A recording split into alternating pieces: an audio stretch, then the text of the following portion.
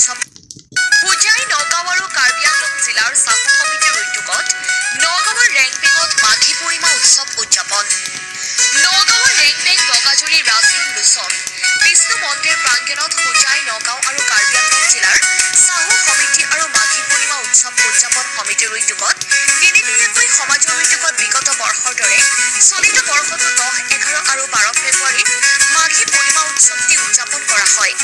কাৰ্যসূচী অনুসৰি প্ৰথম দিনা পুৱা ধৰ্মধ্বজা উত্তোলন, চৌকা আৰতি আৰম্ভ, ৰুদ্ৰ অভিষেক, চৌকা আৰতি সমাপ্ত আৰু প্ৰসাদ বিতৰণ, ভজন সংগীত, বন্তি প্ৰজ্বলন। ঠিক সেইদৰে দ্বিতীয় দিনা বিগ্ৰহ পূজা, 24 ঘণ্টীয়া মহা বিষ্ণু যজ্ঞ আৰু অখণ্ড ৰামায়ণ পাঠ আৰু অন্তিম দিনা পাঠ সামৰণি আৰু পূৰ্ণ আহুতি, ভজন পৰিৱেশন আৰু মহাপ্ৰসাদ বিতৰণ কৰা হয়। সম্পূৰ্ণ মাংগলিক নীতি নিয়মৰ মাজেৰে অনুষ্ঠিত হোৱা এই অনুষ্ঠানত সাফল্যমণ্ডিত তথা সহায় সহযোগিতা আগবঢ়োৱাৰ বাবে সকলোকে ধন্যবাদ জ্ঞাপন কৰে আয়োজক সমিতিয়ে।